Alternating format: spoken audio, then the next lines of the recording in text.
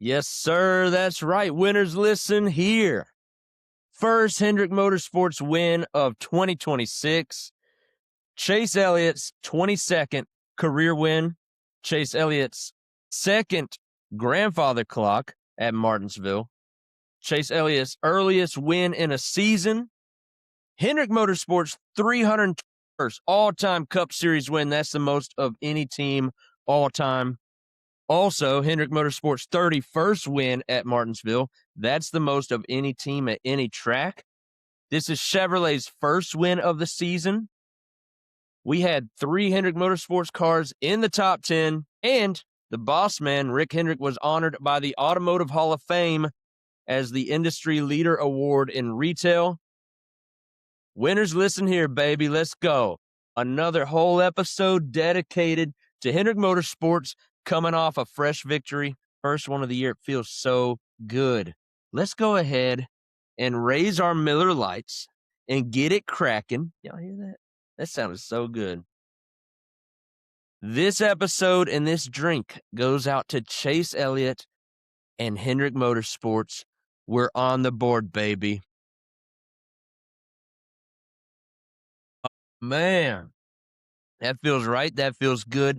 Let's get it popping. I'm hyped. I'm here. I'm ready. Actually, I'm not ready. Just had to do that intro.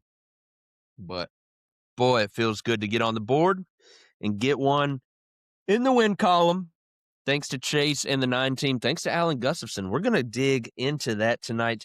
Look, I thought about starting the episode out by saying, oh, my gosh, here we go again. Denny wins another race. And then I was going to go April Fools.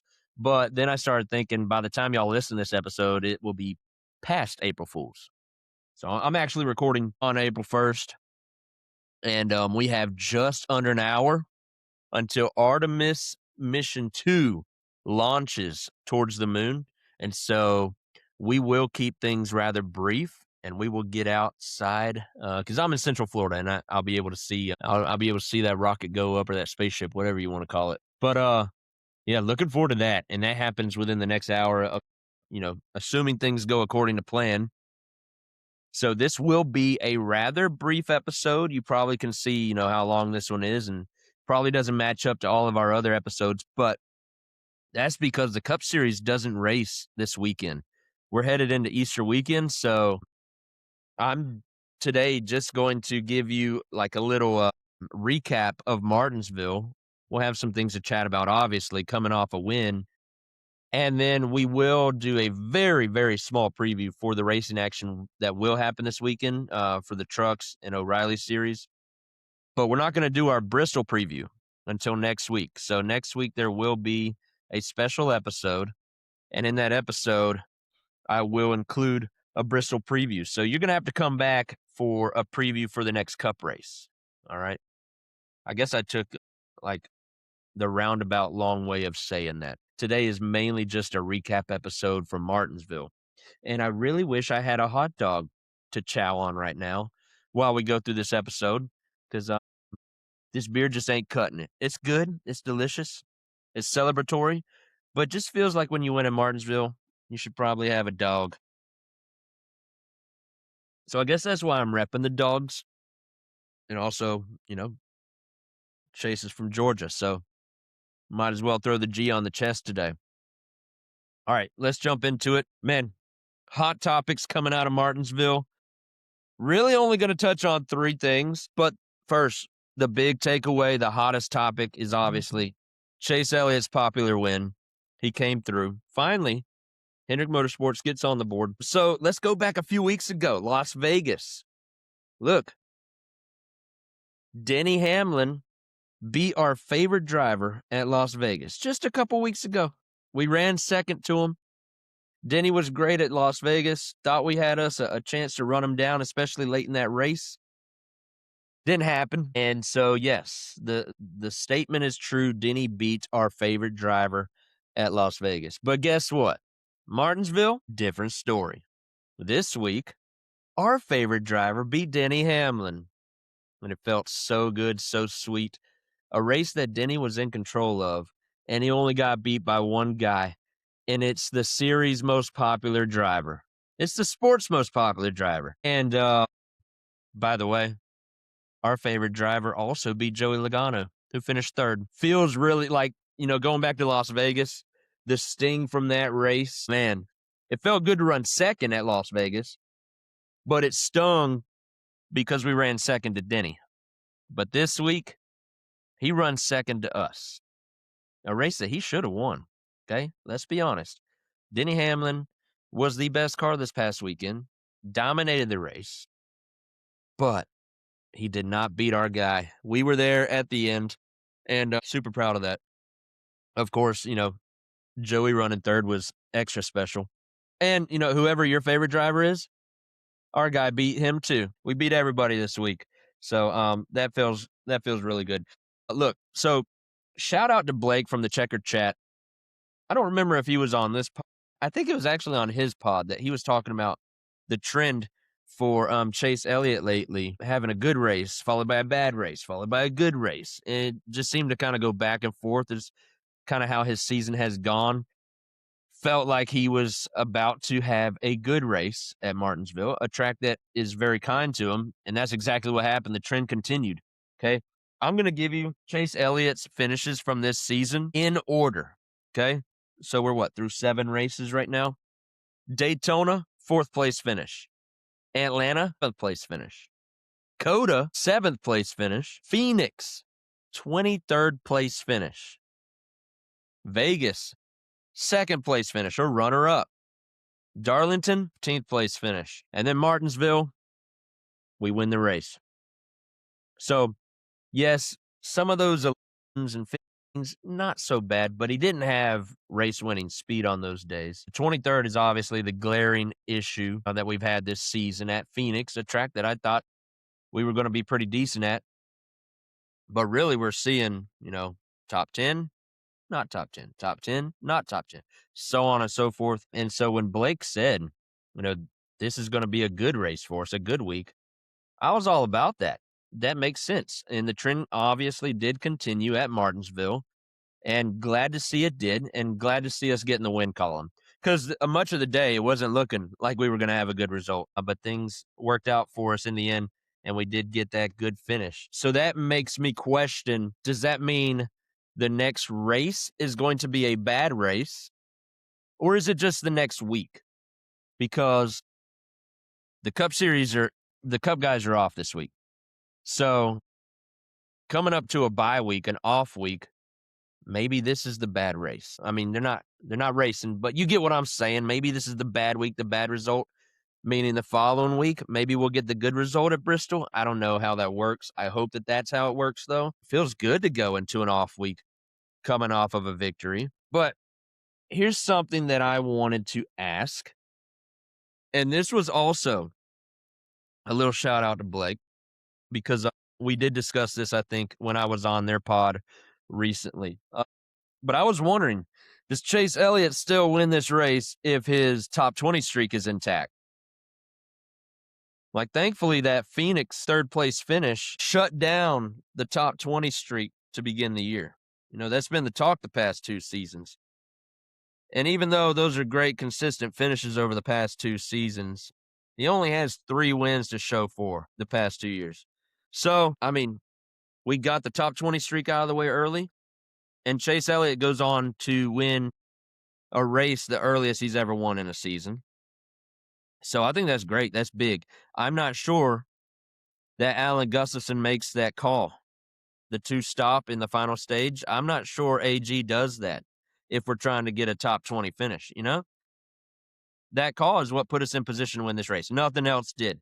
We were not in a spot to ever contend for a win at Martinsville until Gustafson made that ballsy call.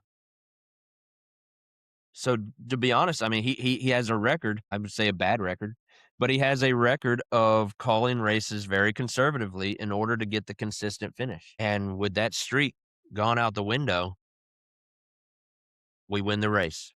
Earliest we've ever won in a season. Feels like Chase is due now for multiple wins this year. I hope I didn't just jinx him, but we don't have that streak to worry about. And we got the win. We know we can do it. We can go out there and we can do it even on the bad days. Even with a not so great car, we were able to go put ourselves in front and win this race. So going back to that two-stop call, Chase Elliott said that he believes the call would have worked out pretty good if it went green the whole time. I got to be honest with you, I'm not so sold on that. I think he would have had, maybe a similar finish to his average running position. He seemed to be between 10th and 15th all day. And really, I think at best, even if it goes green the whole time on the two stops, I think at best, we're probably finishing 10 to 15th, somewhere in that range. I didn't see this really working out. I'm not sure maybe it would have gained us just a little bit. I don't think it was going to hurt us much. So I thought it was a great gamble and a great call. Obviously, the call gave us great track position. And then we had a caution, or if you want to call it fortune, kind of fell our way. But once that happened, we had to be lights out from there on in order to secure the victory. Okay. The call was lights out, A plus. Okay. And again, if it goes green, then so be it. It wasn't going to hurt us much. We were already not great.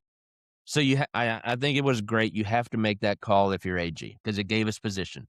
But now once you have established that track position, your pit crew has to be on it as well. And so big credit to the guys on pit road for holding it down and not losing track position, which we have seen from some guys, notably Blaney this year. Okay. So we secured the track position. Pit crew did their thing on pit road, didn't lose it for us. And Chase didn't lose it either. He went out there and got after it, and he won. He led, I think it was like the last 90-something laps, maybe 80-something laps. He had to stay in front of the best car of the race, the best car of the day.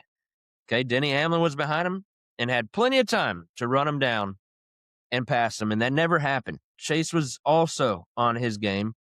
A+ in each of those categories. Crew chief, pit crew, driver, A+ for the final stage, or maybe the second half of the final stage. Flawless execution all the way around. And that's what leads to victories, even when you don't have the best car. Very proud of that team. The next takeaway from the race, Denny Hamlin dominates once again, which, I mean, you hate to see it. It's not fun watching these races where the 11 car leads all the laps and looks like he's going to run away with it and win. So not a fun race. In fact, if you go back to Jeff Gluck's poll, this was third out of 23 Chase Elliott wins. So not a good race. I didn't enjoy it until the very end when we were in the lead. But even getting there, it was not an enjoyable race. I usually don't vote on the poll. I did not vote this week. So even with Chase winning, still wasn't a popular race amongst fans. And that's because the 11 car absolutely dominated all day long. But maybe there's another trend also continuing with Denny Hamlin that he doesn't win a lot of the races that he dominates. Okay, go back to Phoenix championship race. Dude dominated and should have won the championship, was like 3 laps away, and misfortune fell into his lap. Okay, yes, you could say a little misfortune fell into his lap this past week, but he could have done a lot more about it, though. We do not feel bad for this one at all. Like I said, Chase stayed out in front of him. Denny had his chance to run him down. So that was my second takeaway is Denny not really closing it.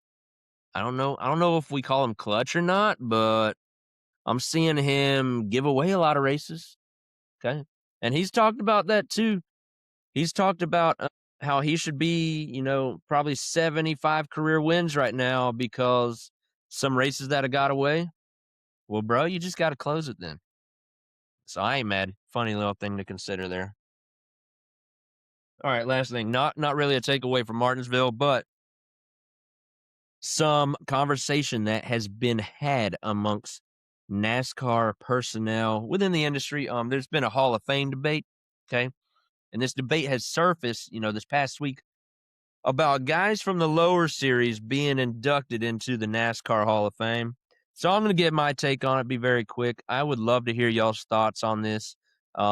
Leave a podcast episode review or go to our social media, send me a message or just leave a comment so everyone can see. Okay, we're on TikTok, we're on Instagram. I would love to know how Hendrick Motorsports fans feel about Guys or notably drivers from lower series, if they should be inducted into the NASCAR Hall of Fame, I don't think that they should. Hey, I do not think a driver with a ton of success in the O'Reilly series deserves a spot next to Richard Petty, Dale Earnhardt, Jeff Gordon, so on and so forth, okay? Those big-time household names, legends of the sport, those are names that casuals will recognize. I'm sorry, but my dad's not going to know who Justin Allgaier is. My little guy, well, actually, okay, the 6-year-old who was on last week, he does know Justin Allgaier because he's filling in for Alex Bowman right now. But he's not going to know Jack Sprague from the Truck Series. He's not going to know guys that have dominated trucks and O'Reilly or Xfinity, Nationwide, Busch, whatever you want to call it. Those guys don't belong in the top tier. The greatest height of success, NASCAR Hall of Fame. And Denny actually had this same take on his podcast this past week. So I wholeheartedly agree with Denny, the podcaster, that these guys should not be inducted into the same class, the same exclusive club that Petty, Earnhardt, and Gordon are in. Let me put it to you this way. It would be like voting a minor leaguer into a major league Hall of Fame. Like a major league sport, pick its minor league, okay? The NBA has the G League. MLB has AAA, AA, single A. NHL, there's several different tiers under that. We have the Orlando Solar Bears here. That's the ECHL. And I think they're like 2 leagues below the NHL. And we're not going to go vote any Solar Bear players into the National Hockey Hall of Fame or whatever they have. We don't vote Mac McClung into the National Basketball Hall of Fame, okay? Mac McClung, known for his G League contributions, had a lot of great games there. I think he won MVP or at least a Finals MVP or whatever. He's great in the G League, by the way. He's a star. He deserves a spot on an all-time NBA roster or a full-time NBA roster. But, we're not voting him in as a basketball Hall of Famer ever, okay? The Cup Series is the major league. The O'Reilly Series is a minor league. The Truck Series is another step down from that, okay? The guys that race on Fridays and Saturdays don't belong in the same club as the guys that race on Sundays for the majority of their sport. Obviously, Kyle Busch has a great ton of success across all 3 series. I think he's amassed over 200 wins across all 3 of them. He's obviously going to be a NASCAR Hall of Famer, but that's largely because what he's done in the Cup Series, okay? 2 championships, over 60 wins in his career. He's a lock as a first ballot Hall of Famer. Justin Allgaier should not get that credit. Austin Hill should not get that credit. Whoever it is, okay? Whoever you want to throw in that conversation. The O'Reilly lifers, okay, not going to make it. Elliott Sadler was probably better in the Busch Series than he was in the Cup Series. Elliott Sadler ain't going to see the Hall of Fame, man. I like the dude, but he's not a Hall of Famer. Hall of Fame is top tier, and it's for the guys that move the needle and take this sport to new heights and new places. And we've seen that from countless modern guys. Kyle Busch being one of them. Kevin Harvick, he should be in next year. Dale Earnhardt Jr., I think because of his popularity and what he did for the sport. Yes, he didn't win a championship, but he had 26 career wins, I think-ish. He was the most popular driver for the longest time, and even post-career, Dale Earnhardt Jr. was deserving to be in the Hall of Fame. No doubt. No issue with that. So I'm not going to go on and on and on. But again, we're not going to put Mac McClung in a club with Jordan, Magic, and Bird, okay? So let's not go put these O'Reilly drivers in a club with Johnson and Gordon and Yarborough, okay? It's just not happening. That's my take on that. So let's go through our team-by-team analysis from Martinsville real quick, and then we're going to get you out of here pretty early. We got a launch to watch, baby. Chase Elliott was our best finisher, so let's look at his day in detail. He started 10th, and he didn't score any stage points. Again, this was a rough day for Chase. But he goes on to win the race. Okay, he was a non-factor after being top 5 in speed in practice. Okay, he looked good in practice. Thought he was going to be a factor, and then on Sunday, crap the bed. But Gustafson makes the crucial call to two-stop the final stage. Again, I'm not sure if it was going to work if it stays green, but fortunate caution kept our track position. And then Chase led a ton of laps to beat Denny. He held him off down the stretch, clutched it, and we in the win column, baby. All right, next up, we got William Byron.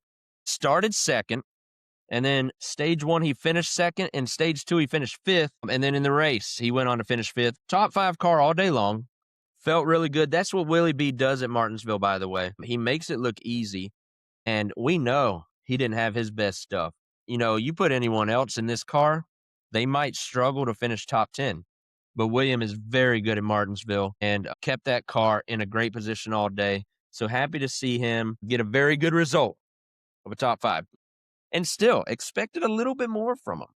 He's got 3 wins there. He was the last driver to win Martinsville. So expectations are high for William every time we go to Martinsville, but top 5 is a very good result.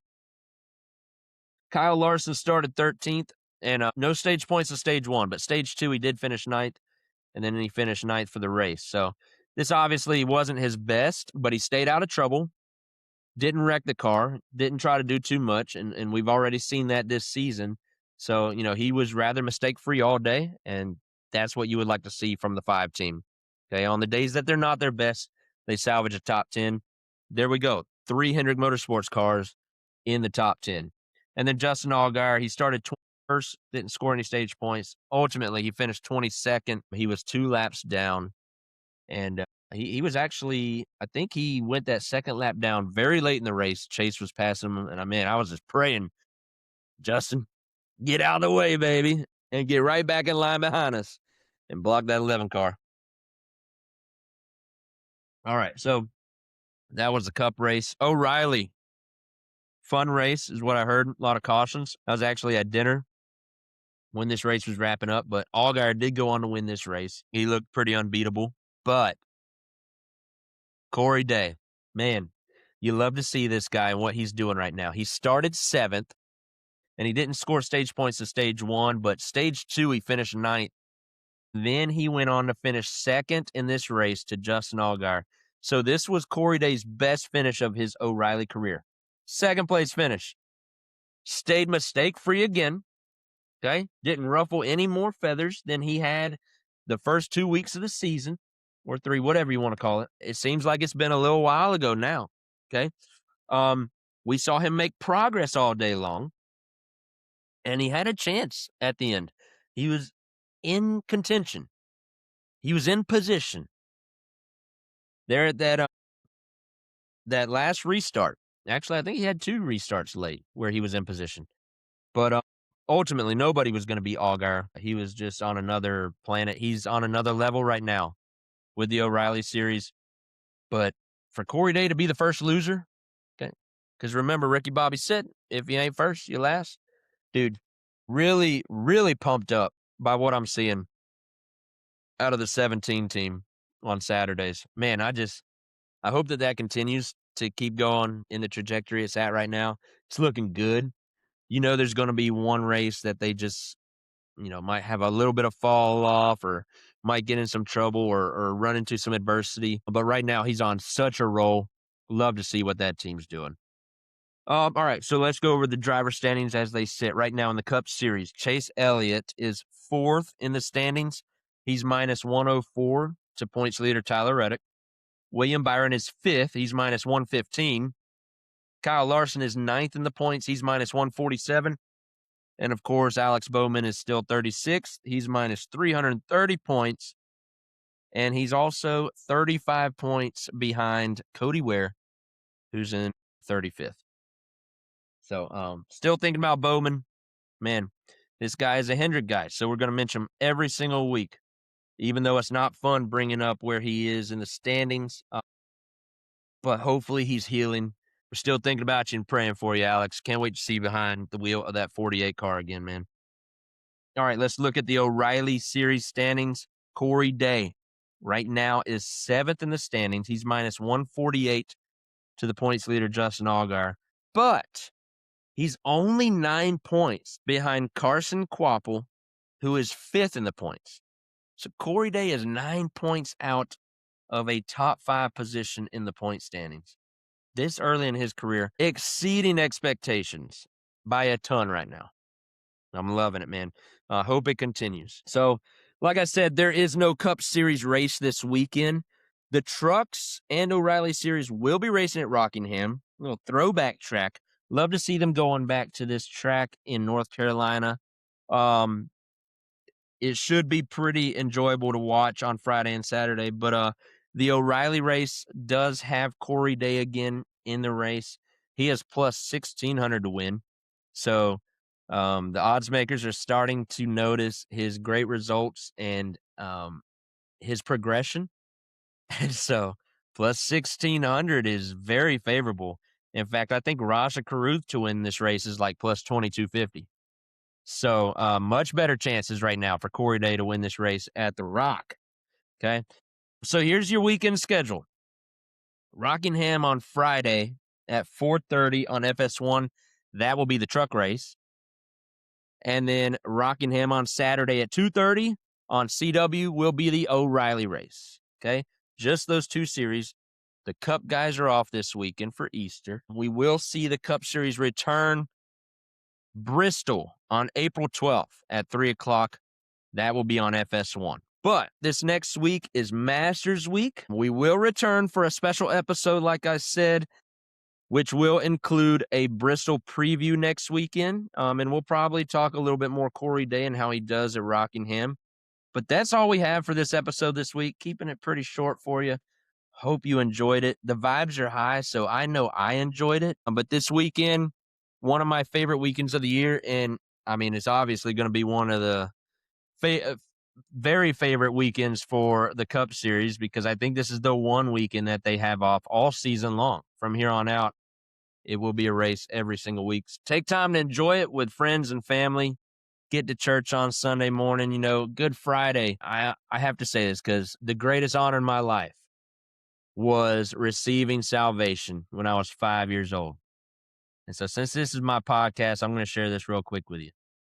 But it's one of my favorite weekends of the year because, not just because it's a holiday, but Good Friday. That's the day that a lot of people don't celebrate, but there's a lot of reason to celebrate. Jesus Christ died on a cross for our sins on Good Friday. That's why we call it Good Friday. It's good because he died for us and because he rose again 3 days later or on the third day. So Sunday morning, sunrise, get up, get at it. Hey, let the kids do the Easter egg hunts on Saturday and then get up early in the morning, get into the Word, get into church, and enjoy all your close people, all your loved people, okay? Loved ones. I don't even know how to say this because I did not script this. I did not practice this, but it's one of my favorite days. Go enjoy eating a chocolate Easter bunny. I'm a hollow Easter bunny, by the way, not solid. Okay, mine has to be hollow. But man, so thankful for what Jesus did for us. Because of him, I can live. I can live freely. I can live in love. And I hope that y'all see Jesus through me. I'm a happy dude. I love life. One of my friends called me the king of fun, and I don't have any of that if it's not for Jesus living within me. I hope that it's him that you see when you see me. So, man, love you all. Thank you again. Appreciate you all for listening. It's going to be a great weekend. Enjoy Easter. Enjoy the 2 series racing. We'll come back next week. And we won't have another podcast to follow up another win. But we'll try to do that the following weekend. All right, y'all. Hey, I'll see you next week.